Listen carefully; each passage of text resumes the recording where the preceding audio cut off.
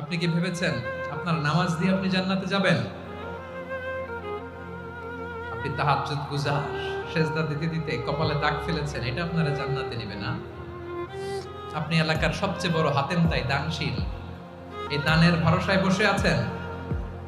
Question কালো ভাব। আমাদের নামাজ, আমাদের রোজা, আমাদের ইবাদত, এগুলোকে মিজানের পাল্লায় উঠালে কোনো ওজনই হবে না।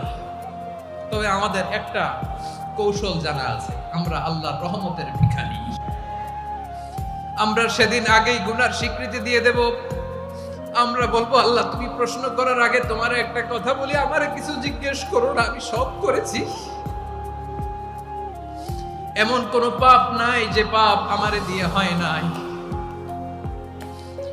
তোমার রহমত দিয়ে তুমি জান্নাতে পাঠাবা, তোমার দয়ায় জান্নাতে যেতে চাই, আমল দিয়ে না। পারবেন বলতে? কিয়ামতের দিন আমরা বলবো, আল্লাহ আমার আমল দিয়ে জান্নাত চাই না, আমি তোমার দয়া দিয়ে জান্নাত চাই। তোমার দয়া ছাড়া আমার কোনো উপায় নাই।